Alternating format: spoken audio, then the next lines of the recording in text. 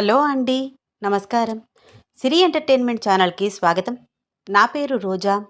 ఇప్పుడు నేను చెప్పబోయే స్టోరీ 'నీ ప్రేమకై ఎదురుచూసే నీ సీత' ఎపిసోడ్ 13. స్టోరీలోకి వెళ్ళే ముందు చిన్న రిక్వెస్ట్. ఈ స్టోరీ మీకు నచ్చితే తప్పకుండా లైక్ చేయండి, షేర్ చేయండి, సబ్స్క్రైబ్ చేసి నన్ను ఎంకరేజ్ చేయండి. అలాగే ఇన్స్టాగ్రామ్లో నన్ను ఫాలో అవ్వండి.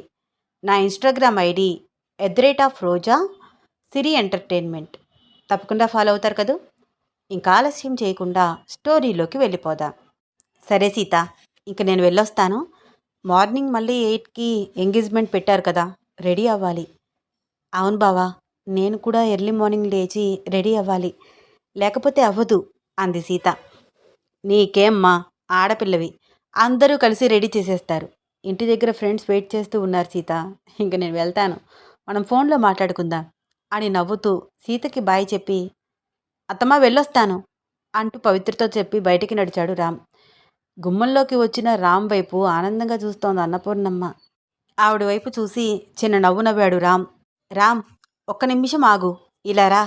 ఆవిడ పిలవగానే ఆవిడ వైపు అడుగులు వేశాడు రామ్.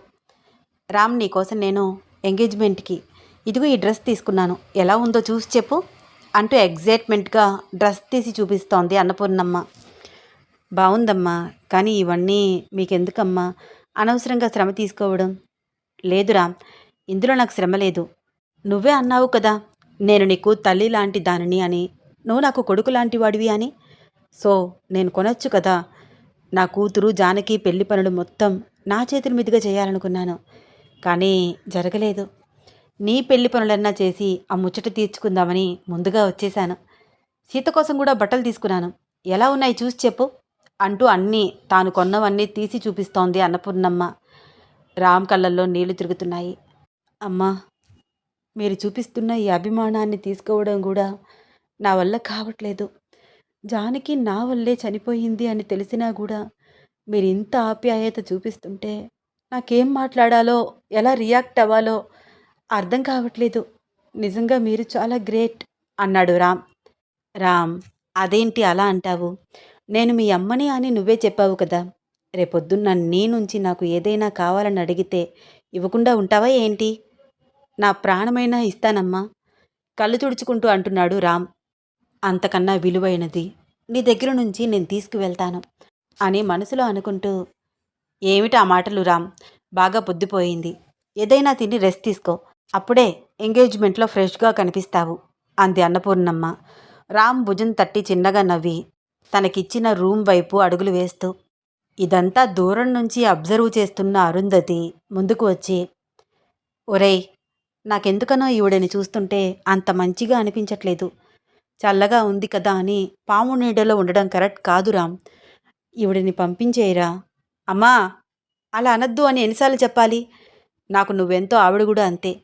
కన్న కూతురు కళ్ళ ముందే చనిపోతే అందుకు కారణమైన నన్ను ఆవిడ అంత ఆప్యాయంగా చూస్తుంటే నీకు ఆవిడ మనసు అర్థం కావట్లేదా అమ్మా అంటూ అరుంధతికి మాట్లాడే అవకాశం ఇవ్వకుండా తన రూంలోకి వెళ్ళిపోయాడు రామ్. చూస్తూ చూస్తూనే తెల్లవారిపోయింది. ఉదయం 5 గంటలు. రామ్, ఒరే రామ్, నిద్రలే, టైం అవుతుంది అంటూ బలవంతంగా లేపి కూర్చోపెట్టింది అరుంధతి. అబ్బా అమ్మా, ప్లీజ్ నన్ను వదిలేయమ్మా, నైట్ సరిగ్గా నిద్ర పట్టలేదు. 8ంటికి కదా ఎంగేజ్మెంట్, అప్పుడు రెడీ అవుతాను. ఒరే లేవరా. అలా అంటే ఎలా, రెడీ అవ్వాలి కదా. బలవంతంగా లేపి కూర్చోపెట్టింది. రామ్కి చక్కగా తలకి నూనె పెట్టి అమ్మ కడుపు చల్లగా అత్త కడుపు చల్లగా అని ఆశీర్వదించి నలుగు పెట్టి చక్కగా తలంటు పోసింది అరుంధతి. కొత్త బట్టలకు పసుపు బొట్టు పెట్టి దేవుడి దగ్గర పెట్టి రామ్ చేతికి ఇచ్చింది కట్టుకోమని. రామ్ చక్కగా రెడీ అయి వచ్చేసరికి 7 అయిపోయింది. చుట్టాలందరితో ఇల్లు కలకలలాడిపోతోంది. సీతని కూడా చక్కగా రెడీ చేశారు. పాలమిగడ రంగు పట్టుచీర, ఎర్ర అంచు, ఎంతో అందంగా కనిపిస్తోంది సీత ఆ చీరలో. ఇద్దరిని పక్కపక్కనే కూర్చోపెట్టి పూజ చేయిస్తున్నారు. రామ్, సీత ఒకరిని ఒకరు చూసి చూడనట్లు చూసుకుంటున్నారు, చిన్నగా నవ్వుకుంటున్నారు. సంప్రదాయబద్ధంగా వాళ్ళ ఎంగేజ్మెంట్ ఎంతో చక్కగా జరుగుతోంది. పెద్దవాళ్ళందరూ వచ్చి అక్షతలు వేసి ఆశీర్వదిస్తున్నారు. ప్రభాకర్, అరుంధతి, పవిత్ర, అన్నపూర్ణమ్మ, రాఘవయ్య అందరూ అక్షతలు వేసి ఆశీర్వదించారు. ఇద్దరూ ఎంతో ముచ్చటగా అందంగా కనిపిస్తున్నారు. రకరకాల ఫొటోస్ తీస్తున్నారు ఫోటోగ్రాఫర్స్. అన్నపూర్ణమ్మ వాళ్ళిద్దరి వైపు అలా చూస్తూ, నా జీవితంలో అన్ని సంతోషాలను కోల్పోయాను. తిరిగి అవన్నీ నాకు రావడానికి ఈరోజు నాంది పడింది. త్వరలోనే మా ఇల్లు కలకలలాడబోతోంది. నా జానకి తిరిగి నా ఇంటికి వస్తుంది అనుకుంటూ ఆనంద బాష్పాలు వస్తున్నాయి ఆవిడికి తుడుచుకుంటూ. వాళ్ళిద్దరి వైపు అలాగే చూస్తోంది. రామ్ సీత చేతికి రింగ్ పెట్టగానే సీత ఫ్రెండ్స్, రామ్ ఫ్రెండ్స్ ఒకటే గోల చేస్తున్నారు. సీత తెగ సిగ్గుపడడం చూసి రామ్ నవ్వుతున్నాడు. ఇద్దరూ ఒకరికి ఒకరు రింగ్స్ పెట్టుకున్నారు. ఫోటోగ్రాఫర్స్ చెప్పినట్టు దగ్గరగా జరిగి నుంచున్నారు. సార్, మేడం గారి భుజం మీద చెయ్యి వేయండి, కొంచెం క్లోజ్గా నుంచోండి అంటున్నారు ఫోటోగ్రాఫర్స్. సీత వైపు చూసి అబ్జెక్షన్ లేదు కదా అన్నట్లు కనుసైగ చేశాడు రామ్. అరే వెయ్యి బావా చెయ్యి అన్నట్లు ఎక్స్ప్రెషన్స్తోనే చెప్పింది సీత. నవ్వుతూ రామ్ సీత భుజంపై చెయ్యి వేసి దగ్గరగా తీసుకున్నాడు. వాళ్ళిద్దరినీ రకరకాల ఫొటోస్ తీస్తున్నారు ఫోటోగ్రాఫర్స్. రామ్ చేతి స్పర్శ హాయిగా అనిపిస్తోంది తనకి. రామ్ వైపు ప్రేమగా చూస్తోంది. సీత చూపులను అర్థం చేసుకుని రామ్ కూడా అలాగే చూస్తున్నాడు. సూపర్ ఫోజ్, అలాగే ఉండండి సార్, మీ కెమిస్ట్రీ చాలా బాగుంది, ఫోటో కూడా చూడండి భలే వచ్చింది అంటూ వాళ్ళిద్దరికీ చూపిస్తున్నాడు ఫోటోగ్రాఫర్. పసుపు కొట్టడంతో పెళ్లి పనులు మొదలయ్యాయి. అరుంధతి, పవిత్ర, ప్రభాకర్, అన్నపూర్ణమ్మ గారు, రాఘవయ్య గారు అందరూ కలిసి తలొక పని చేస్తున్నారు. పెళ్లి శుభలేఖలు వేయించడం, అందరినీ పిలవడం, కళ్యాణ మండపం బుక్ చేయడం, క్యాటరింగ్ ఆర్డర్ ఇవ్వడం, కళ్యాణ మండపం డెకరేషన్ చేయడం, మెహందీ పట్టడానికి సీతని చక్కగా రెడీ చేయడానికి బ్యూటీషియన్స్, ఇలా ఒక్కటేమిటి అన్ని పనులు చకచకా చేసేస్తున్నారు. పెళ్ళైన మర్నాడు సంగీత్ రిసెప్షన్స్ అరేంజ్మెంట్స్కి కావలసినవన్నీ, డ్రెస్సింగ్, సింపుల్ జ్యువెలరీ సెలెక్షన్ అన్నీ రెడీగా పెట్టారు. సీతారాముల మధ్య కూడా కొంచెం సాన్నిహిత్యం ఏర్పడింది. వాళ్ళ పెళ్ళి దగ్గరయ్యే కొద్దీ ఫోన్లో కొంచెం ఎక్కువసేపే మాట్లాడుకుంటున్నారు. బావా, రేపు మన పెళ్ళి, నాకు ఇంకా నమ్మబుద్ధి కావట్లేదు. అప్పుడే ఎంగేజ్మెంట్ అయ్యి వారం రోజులు అయిపోయింది కదా, కలలాగా ఉంది. కలలాగా అనిపిస్తున్నా ఇది నిజం సీత. కావాలంటే వెళ్ళి శుభలేఖ చూడు. తెలుసులే, నేనేదో నార్మల్గా అంటున్నాను. అవునా, ఇప్పుడు నువ్వేం చేస్తున్నావు ఎగ్జాక్ట్గా చెప్పు. నేనా, మంచం మీద దొర్లుతున్నాను. అస్సలు నిద్ర రావట్లేదు బావా. అవునా, నన్ను రమ్మంటావా? ఎందుకు బావా? నీతో కలిసి దొర్లడానికి. ఏం అవసరం లేదు. అదేంటి నన్ను రావద్దంటావా? వద్దు అనే కదా చెప్తున్నాను. ఎప్పటికైనా ఒకే బెడ్ షేర్ చేసుకోవాలి కదా సీత. ఇప్పుడంటే రావద్దంటున్నావు, అప్పుడేం చేస్తావు? అప్పుడు సంగతి అప్పుడు ఆలోచిద్దాం బావా. అప్పుడు కూడా ఆలోచించడమేనా, ఏం చేయవా? బాబోయ్ బావా, నువ్వు కొంచెం డీప్గా మాట్లాడుతున్నావు. అరే సీత, మనకి పెళ్ళవుతోంది, డీప్గా మాట్లాడుకోవచ్చు మనం, తప్పేం కాదు. నిజంగా నువ్వేనా బావా మాట్లాడేది?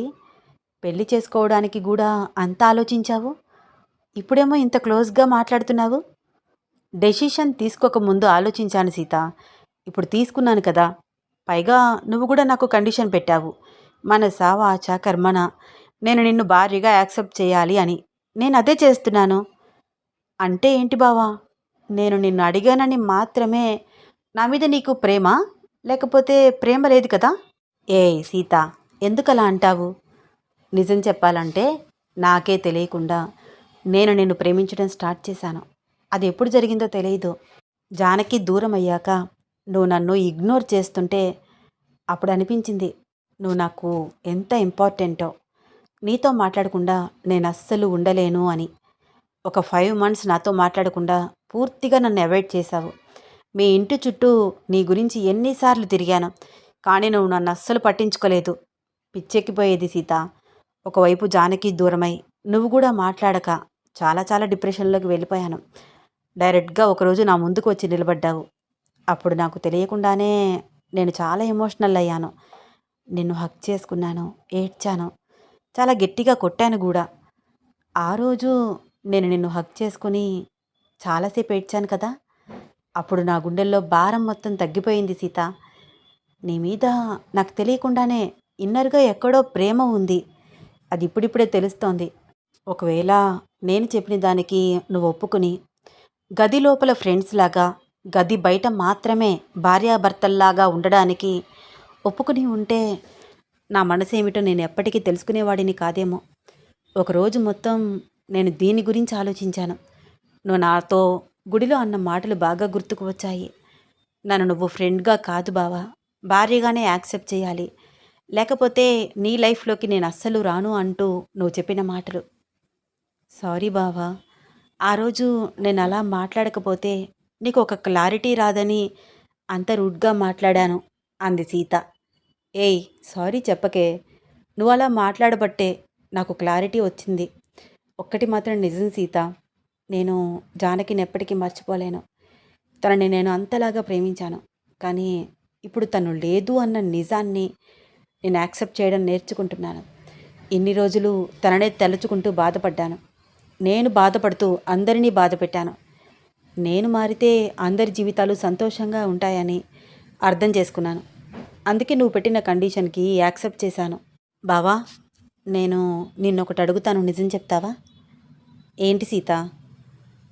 ఇప్పుడు నువ్వు అంటున్నావు కదా, నేను బాధపడడం వల్ల అందరూ బాధపడతారని తెలిసి బయటికి రావడానికి ప్రయత్నిస్తున్నాను అని.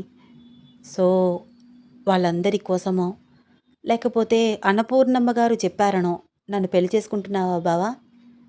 సీత, అన్నపూర్ణమ్మ గారు చెప్పారని ఫస్ట్లో పెళ్ళికి ఒప్పుకున్న మాట నిజమే. కానీ ఆలోచిస్తే నా లైఫ్లో నువ్వు లేకుండా నేను లేను అనిపించింది సీత. ఎప్పుడు మొదలైందో తెలియదు, బట్ ఇప్పుడు మాత్రం నేను నిన్ను ఇష్టపడుతున్నానే. ఇష్టమంటే ఏంటి బావా? జానకి మీద నీకు ఎలాంటి ఇష్టం ఉందో అలాంటి ఇష్టమే కదా. సీత, నువ్వు జానకితో ఎందుకు పోల్చుకుంటున్నావు? నేను నిన్ను ఇష్టపడుతున్నాను, అర్థమవుతుందా? ఇష్టపడుతున్నాను. ఒకప్పుడు జానకిని ఇష్టపడ్డ మాట నిజం, కానీ తన ప్రెజెంట్ లేదు కదా. ఇప్పుడు నువ్వే నా జానకివి, నువ్వే నాకు అన్నీ, ఓకే అన్నాడు రామ్. రామ్ మాటలకి సీత బుగ్గలు ఎర్రబడుతున్నాయి. తిరిగి సీత మాట్లాడదాం అనుకునేసరికి పవిత్ర గదిలోకి వచ్చింది. వాళ్ళ అమ్మ ముందు ఏం మాట్లాడాలో తెలియక కంగారు పడుతోంది. సీత, ఇంకా నిద్రపోలేదు?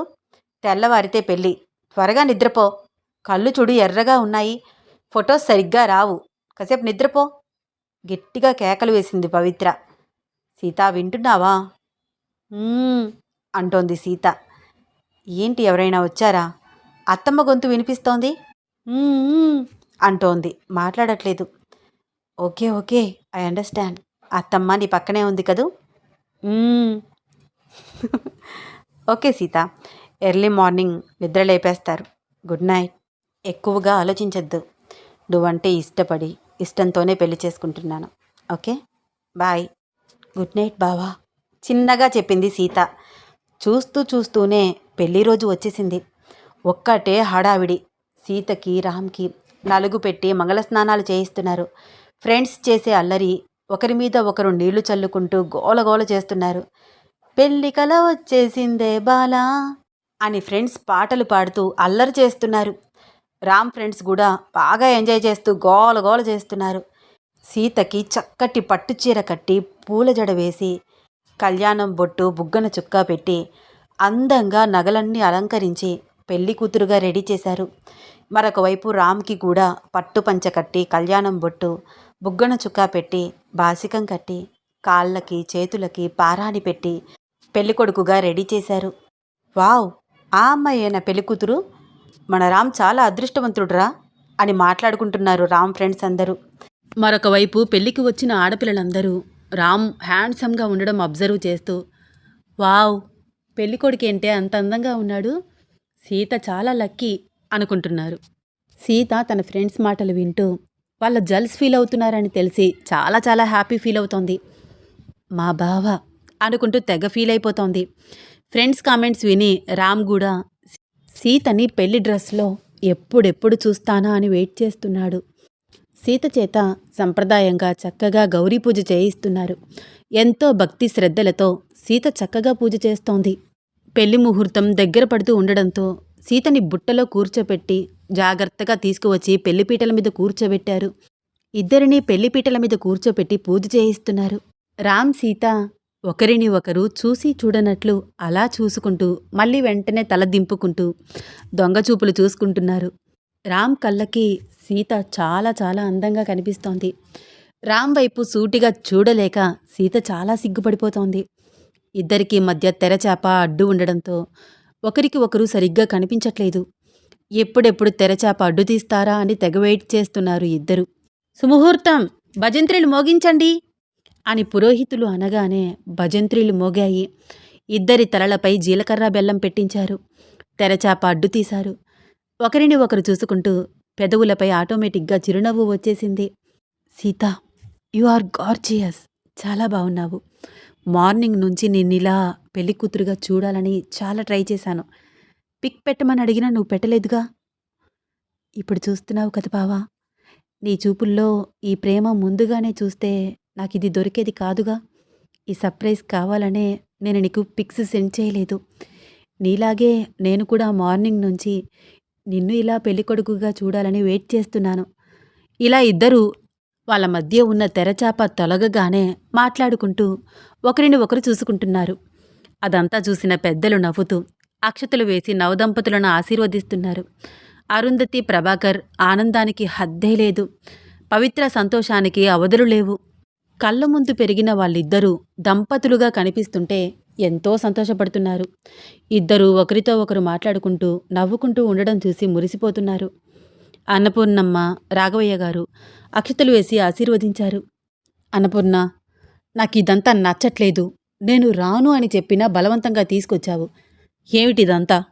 చాలా కోపం వస్తోంది నాకు అన్నారు రాఘవయ్య. నాకు మాత్రం ఇక్కడ ఉండడం ఏమైనా సంతోషంగా ఉంటుందా? లేదండి, సంతోషంగా లేదు. కానీ ఉన్నట్లు కనిపిస్తున్నాను, అంతే. ప్రస్తుతం మనం సంతోషంగా లేకపోవచ్చు, కానీ ఒక్కటి మాత్రం నిజం. ఈరోజు మన సంతోషాలకి నాంది పడింది. సీతారాముల మొదటి సంతానం నాకే సొంతం. ఆ రోజు నా జీవితంలో సంతోషాలు, రామ్ జీవితంలో కన్నీళ్ళు మిగులుతాయి. ఇప్పుడు నేను పడుతున్న బాధ అప్పుడు రామ్ పడతాడు. ఇప్పుడు రామ్ అనుభవిస్తున్న సంతోషాలన్నీ నేను అనుభవిస్తాను, నా కుటుంబం అనుభవిస్తుంది అంటూ భర్తకి నచ్చచెప్పి కూల్గా ఉంచింది అన్నపూర్ణమ్మ. జీలకర్ర బెల్లం పెట్టిన తర్వాత నవదంపతులు ఇద్దరూ బట్టలు మార్చుకుని రమ్మని చెప్పడంతో ఎవరి రూమ్స్లోకి వాళ్ళు వెళ్ళిపోయారు. తలంబ్రాల కోసమని తెల్ల చీర, ఎర్రంచు ఉన్న కేరళ కాటన్ శారీలో ఎంతో అందంగా కనిపిస్తోంది సీత. రామ్కి కూడా గోల్డ్ కలర్ తెల్ల పంచి కట్టారు. ఎంతో పద్ధతిగా లక్షణంగా కనిపిస్తున్నాడు. అరే, మీ జంట సూపర్రా, మన గ్యాంగ్లోనే మీరు సూపర్ జోడీరా అని ఫ్రెండ్స్ ఇచ్చే కాంప్లిమెంట్స్ విని మురిసిపోతున్నాడు రామ్. ఇద్దరూ తిరిగి పెళ్లిపీటల మీదకి వచ్చారు. మాంగళ్యం తంతునానేనా మమ జీవన హేతునా అనే వేదమంత్రాల మధ్య మంగళ వాయిద్యాల నడుమ పెద్దల ఆశీర్వాదంతో ఫ్రెండ్స్ చేసే అల్లరిని ఎంజాయ్ చేస్తూ సీత మెడలో 3 ముళ్ళు వేశాడు రామ్. సీత చిన్నప్పటి నుంచి రామ్ని భర్తగా భావించింది. తన కళ ఇన్నాళ్లకు నెరవేరిందని ఎంతో ఎంతో ఆనందంగా ఉంది. కళ్ళల్లో నీళ్లు తిరుగుతున్నాయి. ఎంత ఆపుకుందామన్నా కన్నీళ్ళాగట్లేదు. రామ్ వైపు తలెత్తి ఒక్కసారి చూసింది. సీతని గమనించి రామ్ అందరూ చూస్తూ ఉండగానే సీతని దగ్గరగా తీసుకుని నుదుటి మీద ముద్దు పెట్టాడు. రామ్, సీత అలా ఉండడంతో ఫంక్షన్ హాల్లో ఉన్న ఫ్రెండ్స్ మొత్తం గోల గోల చేశారు. విజిల్స్ వేస్తున్నారు, స్నో పర్ఫ్యూమ్ స్ప్రే చేస్తున్నారు, చమ్కీలు విసురుతున్నారు. ఫ్రెండ్స్ చేసే గోలకి రామ్, సీత ఒకరిని ఒకరు చూసుకుంటూ తెగ నవ్వుతున్నారు. ఫ్రెండ్స్ చేసే గోల మధ్య నవదంపతులకు ఫొటోస్ తీయలేక ఫోటోగ్రాఫర్స్ నానా తంటాలు పడుతున్నారు. ఒకరిపై ఒకరు తలంబరాలు పోసుకుంటూ తెగ నవ్వుతూ సిగ్గుపడుతున్నారు. అరే మామ, మనమే గెలవాలి, ఫాస్ట్గా పోయిరా బాబు నువ్వు అంటూ రామ్ ఫ్రెండ్స్ అంటుంటే Sita always any time girls first రావాలి, అర్థమవుతుందా నీకు? ఫాస్ట్ ఫాస్ట్, మనం ప్రూఫ్ చేసుకోవాలి, కమాన్ అంటూ సీత ఫ్రెండ్స్ సీతను ఎంకరేజ్ చేస్తున్నారు. ఇద్దరూ ఒకరిపై ఒకరు పోటీ పడుతూ మరీ తలంబరాలు పోసుకున్నారు. ఇద్దరూ చిటికిన వేళ్ళు పెనవేసి కొంగుముడి వేసుకుని అగ్ని సాక్షిగా 7 అడుగులు వేశారు. రామ్ వెనకే సీత 7 అడుగులు నడిచింది. తెల్లని వాళ్ళ బట్టలు తలంబ్రాల పసుపుగా మారి ఎంతో ముద్దుగా ముచ్చటగా కనిపిస్తున్నారు నవదంపతులు ఇద్దరు. అందరికీ నమస్కారం చేసి ఆశీర్వాదం తీసుకున్నారు. ఎన్నో రకాల ఐటమ్స్తో గ్రాండ్గా విందు భోజనాలు అరేంజ్ చేశాడు ప్రభాకర్.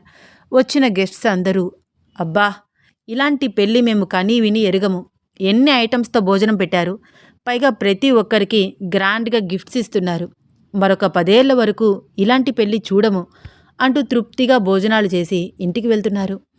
రామ్కి సీతకి ఒక పెద్ద ప్లేట్లో అన్ని ఐటమ్స్తో భోజనం వడ్డించారు. సీత, బావకి పెట్టు, అలా చూస్తున్నావే పెట్టు అంది పవిత్ర సిగ్గుపడుతున్న కూతురు వైపు చూస్తూ. ఎందుకమ్మా నేను పెట్టడం, బావే తింటాడు అంటోంది సీత. అలా కాదు, ఈరోజు మీరు ఒకరికి ఒకరు తినిపించుకోవాలి. నా మాట విని బావకి పెట్టు. సిగ్గుపడుతూ రామ్కి తినిపిస్తోంది. అలా తినిపిస్తున్నప్పుడు రామ్ పెదవుల స్పర్శ తన చేతులకి తగులుతుంటే గూస్బంప్స్ వస్తున్నాయి సీతకి. ఆ స్పర్శ చాలా కొత్తగా అనిపిస్తోంది. అందరూ వాళ్ళనే చూస్తూ నవ్వుతూ ఉండడంతో మెలికలు తిరిగిపోయి తెగ సిగ్గుపడిపోతోంది సీత. సీతకి కూడా రామ్ తినిపిస్తున్నాడు. వద్దు వద్దు అంటున్నా కూడా, ఏ తిను, చాలా బక్కగా ఉన్నావు, కొంచెం తినవే అంటూ కొసరి కొసరి తినిపిస్తున్నాడు. ఇద్దరు ఇచ్చే క్యూట్ ఎక్స్ప్రెషన్స్ కెమెరాలో బంధిస్తున్నారు కెమెరామ్యాన్. పసుపు బట్టలతో దేవాలయానికి వెళ్ళి దర్శనం చేసుకున్నారు. వెళ్ళేటప్పుడు వచ్చేటప్పుడు రామ్ సీత కారులో ఒకటే కబుర్లు చెప్పుకుంటున్నారు. వాళ్ళ వైపు చూస్తూ ఫ్రెండ్స్ ఒకటే కామెంట్ చేస్తున్నారు. తిరిగి ఇంటికి వచ్చి గృహప్రవేశం చేయడానికి బయట నుంచున్నారు సీత, రామ్. చెప్పు సీత, నువ్వు ఎవరితో వచ్చావు చెప్పు, లోపలికి రావాలి అని ఫ్రెండ్స్ గోల చేస్తున్నారు. సీత తెగ సిగ్గుపడుతూ చెప్పట్లేదు. అబ్బబ్బా ఆగండర్రా అంటూ అరుంధతి ముందుకు వచ్చి, సీత చెప్పమ్మా, బావే కదా, త్వరగా లోపలికి వచ్చేయచ్చు అంటూ సీతని కొంచెం ఎంకరేజ్ చేసింది. నేను మా వారు రామ్ కలిసి వచ్చాము, మమ్మల్ని లోపలికి రానివ్వండి సిగ్గుపడుతూ అంది సీత. సీత సిగ్గు చూసి రామ్ నవ్వుతూ, ఏంటే అంత సిగ్గు, చిన్నప్పటి నుంచి తెలుసు కదా నీకు నేను, ఈరోజు కొత్తగా సిగ్గేమిటి అంటూ సీత వైపు చూస్తూ, నేను నా భార్య ఇద్దరం వచ్చాము, మమ్మల్ని లోపలికి రానివ్వండి అని చాలా నార్మల్గా చెప్పేశాడు రామ్.